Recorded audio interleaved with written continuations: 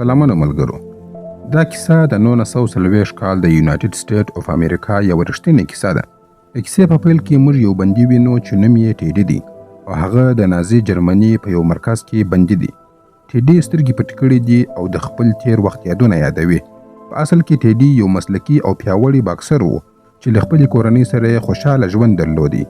د ټیډي ژوند عادي روان و، خو یوه ورځ چې هغه له تمرین څخه کور ته روان و، د جرمني افسر راغلل او هغه یې ونیوی او یو کیمپ ته یې بوتلی. په دغه کیمپ کې له بندیانو سره تر حیواناتو هم بد چلند کېدی. بندیانو ته به ټوله ورځ سخت کار وسپارل کېدی او د خوراک په نوم سره به هغوی ته ډېر لږ خواړه ورکول کېدله چې یوازې دومره قوت پیدا کړي چې بله ورځ بیا کار ته ودرېږي. په دې کیمپ کې زرګونه پولنډي بندیان وه. که هر بندي به کار سم نسوی کولی، په ډېر ظلم سره به وژل کېدی.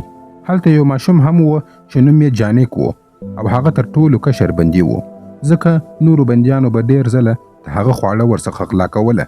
هر چا به دا صحنه لیدله، خو هیڅ چا به ورسره مرسته نسوی کولی، ځکه چې دلته هر څوک یوازې د خپل ژوند په فکر کې و. بندیان له کلونو راهیسې په دې ظلم او عذاب باندې عادت سوي وو، نو دا هر څه ورته عادي ګرځېدلي وه.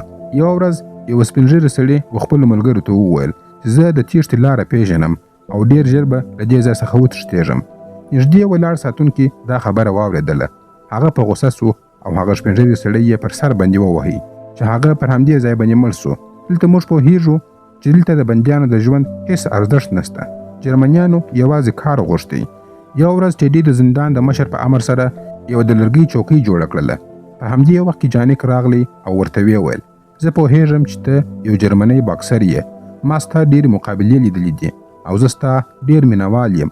خو ټیډي هغه له پامه وغورځوي او خپل کار ته دوام ورکوي. ماښام چې چوکۍ بشپړه سوله، ټیډي د زندان د مشر کور ته ولاړی. هلته څوک نه وه، خو مخې ته ډېرې مڼې پرتې وې. ټیډي له پرون راهیسه وږی و، نو 3 مڼې یې راواخیستلې او بیرته خپل کیمپ ته راغلی.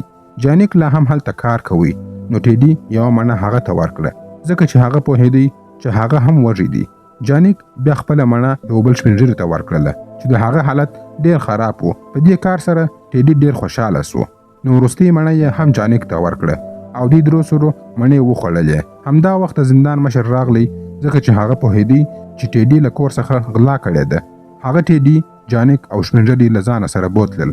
هلته 3 نور کسان له د مخې وژل سوي وو. مشر سپین ږیري ته وویل چې مڼه پر سر باندې کښېږده. کله چې هغه مڼه پر سر باندې کښېښودله، مشر پر هغه باندې ډز وکړي او هغه یې ووژي. بیا یې ټیډي ته وویل چې ته هم مڼه پر سر باندې کښېږده. خو ټیډي مڼه پر سر کښېنښودله، بلکې په خوړلو سره یې شروع وکړه. په دې کار سره د مشر غوسه لا نوره هم زیاته سوله. جانیک وویل چې ټیډي له هیڅ چا څخه نه ویریږي، هغه زړور دی. مشر په ټیډي باندې توپک ونیوی، خو ټیډي لا هم آرام ولاړ و. مشر پوه سو چې که هغه همدلته ووژني نو هیڅ خوند به ونه کړي، نو غوښتل یې چې لومړی یې زړه ورمات کړي. وروسته یې جانیک راوستی او د ټیډي مخ ته یې سخت ووهي. په دې سره ټیډي ډېر خفه سو، ځکه چې جانیک د ده له خاطرو وهل خوړلي وه، خو هغه بېوسه و او هیڅ یې نسوی کولی. کله چې شپه سوه، ډېر پولنډي بندیان د ګاز خونې ته یوړل سوله. هغوی نه پوهېدل چې څه به ورسره وسي. دروازه وتړل سول او پر هغوی باندې ګاز وریله سو. سلګونه کسان په هغه سره ووژل سول. سبا سهار بندیان بیا کار ته ودرول سول، بې له خوراکه او اوبو څخه. د هغوی مشر جان نومېدی. هغه به د بندیانو مخې ته ډوډۍ خوړله. کله چې به دی موړ سو، نو پاته ډوډۍ به یې بندیانو ته ور وغورځوله.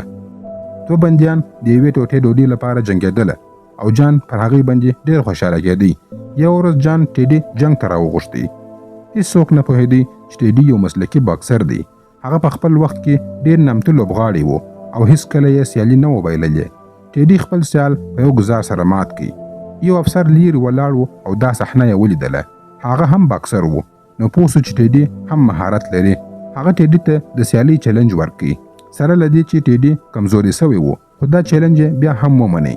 له سختې مقابلې وروسته ټیډي هغه افسر هم مات کړي. افسر خفه نه سو، بلکې د هغه ستاینه یې وکړه او ډېر خواړه یې ورکړل او یوه ورځ یې د کار څخه معافیت ورته ورکړي. ټیډي دا خواړه د نورو ملګرو سره شریک کړل. ټول ډېر خوشحاله سول او له ټیډي څخه یې مننه وکړه. وروسته ټیډي ولیدل چې جانیک ډېر سخت ټوخیږي او ناروغه دی.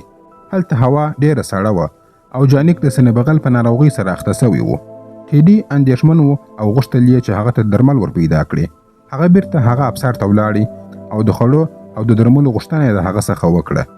افسر وویل هر څه به درکړم خو باید زما خبره ومنې او هغه کار وکړې چې زه درته وایم. ټیډي اماده سو. هغه افسر د خپلو مشرانو ته ور وپېژندی او ورته ویل چې ټیډي ډېر ښه باکسر دی او موږ کولی سو یوه سیالي جوړه کړو. مشرانو په لومړي سر کې په ټیډي باندې د کمزوري فکر وکړي خو وروسته یې دا خبره ومنله. بله ورځ سیالي وسوه او ټیډي په هغه سیالي کې خپل ټول مهارتونه وښودل او هغه سیالي یې وګټله. وروسته پرېکړه وسوه چې نورې سیالي به هم کیږي. نو د ټیډي روغتیا ته پاملرنه پیل سوه. هغه ته ډېر خواړه ورکول کېدله او د آسونو په ځای کې هغه ته کار ور وسپارل سو چې هلته ډېر لږ کار کېدی. همدارنګه هغه ته د باکسنګ دستکلې او نور د تمرین وسایل هم ورکول سوله ځکه چې ټیډي زخمي سوی و. روغتون ته د تګ اجازه هم ورکول سوې وه. اوس د ټیډي ژوند تر پخوا ډېر ښه سوی و او هغه یو څه خوشحاله و. وروسته له دې ټیډي روغتون ته ځي چې خپل پلسترونه بدل کړي. هلته له یوې ښځې ډاکټرې څخه غواړي چې د سینه بغل لپاره دوا ورکړي. ډاکټره پوهېږي چې ټیډي غواړي دا دوا خپل نورو ملګرو ته ورسوي نو ځکه هغې ټیډي ته ډېرې دواوې ورکړې تر څو وکولی سي د کیمپ نورو ناروغانو سره مرسته وکړي. وروسته ټیډي دواوې اخلي او هغه کیمپ ته ورځي چې هلته ټول خلک ناروغه وه. هغه ټولو ته دوا ورکوي او بیا جانیک ته هم خپله دوا وررسوي. وروسته ټیډي بیرته هغه د آسونو ځای ته راځي چیرې چې د ته کار وسپارل سوی و. هلته د ټیډي ژوند لږ اسانه سوی و نو ځکه هغه له پوره زړه سره تمرین کوي. ټیډي بیا روغتون ته ځي او غوښتنه کوي چې جانیک لا ډېر کوچنی دی او هلته ډېر سخت وخت تېروي. خلک یې وهي او ټکوي نو ځکه باید جانیک ته په روغتون کې د کار زمینه برابره سي. وروسته جانیک ته په روغتون کې د صفاکارۍ دنده ورسپارل کیږي. یو ورځ چې جانیک کار کوي له یوې نجلۍ سره مخامخ کیږي. دوی دواړه یو بل ته خپل نومونه ورښيي او ډېرې خبرې سره کوي. همدا لامل کیږي چې د دوی دواړو ترمنځ ښه ملګرتیا پیلېږي. د ټیډي او جانیک ژوند نسبتاً ښه روان و خو د نورو بندیانو ستونزې ورځ تر بلې زیاتېدلې. کارونه یې ډېر سوي وه. ډېر پولنډیان به د ګاز په خونو کې وژل کېدله او ځینې بیا د لوږې له امله مړه کېدله. بل لور ته ټیډي ورځ تر بلې ښه کېدی. بدن یې بیرته رغېدی. هغه په زندان کې ډېر جنګیالي مات کړي وه. نور خلک یې مینوال سوي وه. خو د جرمني افسران ورو ورو له ټیډي څخه ستړي کېدله ځکه پوه سول چې دلته داسې څوک نسته چې د هغه سره مقابله وکړي. نو د دې دلچسپي د ټیډي څخه ورو ورو کمېدله. یو ورځ یو جرمن افسر د اسانو ځای ته راغلی او ټیډي یې ولیدی. هغه ورته وویل ته اوس ښه چاق سوی یې او ښه ښکاره کېږې خو دا په یاد ولره موږ ستا له جنګ او مقابلو څخه ستړي سوي یو. ژر به هغه وخت بیرته راورسېږي چې ته به هغه پخواني کیمپ ته واستول سې. نو ځان چمتو کړه. څو ورځې وروسته افسرانو له بل زندان څخه یو لوی ځواکمن جنګیالی راوستی چې د ټیډي څخه 2 چنده غټ و. ټول افسران خوشحاله سوله. ډېر ژر د ټیډي او د هغه لوی پهلوان ترمنځ یوه سیالي جوړه سوله. خو ټیډي ټولو ته وښودله چې هغه اوس هم یو مسلکي لوبغاړی دی. هغه لوی پهلوان سخت ووهي تر دې چې هغه پهلوان خپل لاسونه پورته کړل او ماته یې ومنله. بالاخره ټیډي بیا هم دا مقابله خپل په نامه سره ختمه کړله. افسران بیرته له ټیډي څخه خوښ سول او هغه ته یې ډېر خواړه ورکړه. ټیډي تل دا خواړه له خپلو ملګرو سره شریکوله. نور بندیان هم له ټیډي څخه خوشحاله وه ځکه چې تل یې د هغوی سره مرسته کوله. یو افسر و چې زوی یې د ټیډي لوی مینوال و او ټولې سیالۍ یې کتلې. خو وروسته د هغه زوی سخت ناروغه سو او ورو ورو هغه مړ سو. افسر د دننه څخه مات سو. هغه چې تل به یې پولنډیان د ګاز په خونه کې وژله اوس پوه سو چې د یو خپل له لاسه ورکول څومره سخت کار دی. بل لور ته ټیډي ماشومانو ته خواړه وړي او هغوی په خوښۍ سره خوړله. خو همغه ورځ بیا ډېر پولنډیان د ګاز خونه ته یوړل سوله. افسرانو هغوی ته وویل چې کالي وباسئ ځکه چې هغوی ته ویل سوي وه چې تاسو به په پاکو اوبو سره غسل وکړئ. په همدې ډله کې هغه نجلۍ هم وه چې جانیک ورسره ملګری سوی و. یو افسر هغې ته وویل چې خپل کالي وباسه خو هغې د کالو ایستلو څخه انکار وکړي. افسر پر هغې باندې ټوپک ونیوی خو نجلۍ له افسر څخه ټوپک واخیستی او پر هغه باندې یې ډز وکړي. له دې امله هغه افسر ووژل سو. نور افسران راغلل او نجلۍ یې په ډېرو مرمیو سره وویشتله او په همدې سره ډېر بندیان نور هم مړه سول. جانیک دا هر سره لیرې څخه کتله او زړه یې سخت مات سو. هغه ټیډي ته ورغلی هغې په غېږ کې ونیوی او ژړا یې پیل کړه. وروسته یو لوی افسر روغتون ته راغلی او جانیک یې ولیدی. هغه جانیک ونیوی تر څو هغه ته سزا ورکړي. کله چې ټیډي خبر سو سمدستي ورپسې ولاړی. په لاره کې یې هغه ته وړاندیز وکړي چې له ټولو خطرناکه جرمن جنګیالي سره به هغه سیالي وکړي، په دې شرط چې جانک به خوشي کوي.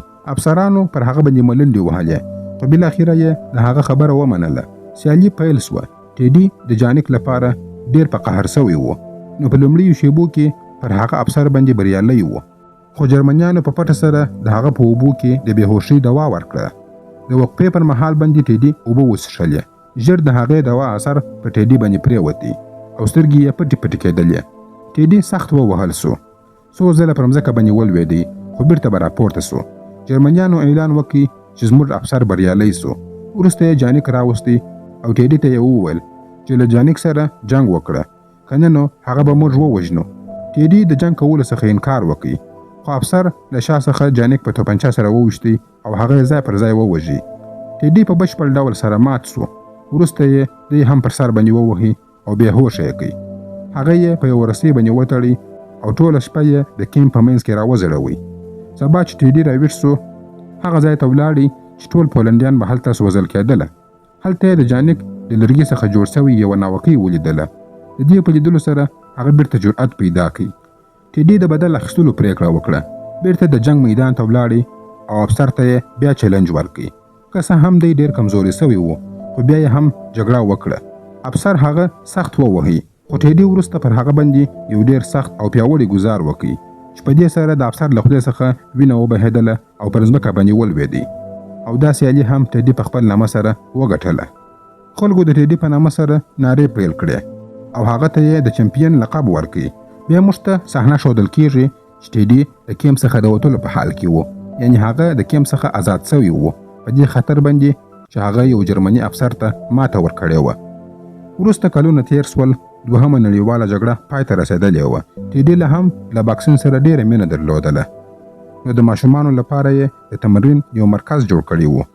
هغه له هم جانک نه و هېر کړی او د هغه ناوکۍ یې له ځانه سره ساتلې وه. نننۍ کیسه مو همدلته پای ته رسېږي. خدای دې وکړي چې ویډیو مو خوښه سوې وي. خپل نظرونه مو په کمنټ کې راسره شریک کړئ. تر بلې ویډیو پورې مو الله مل شه. مننه.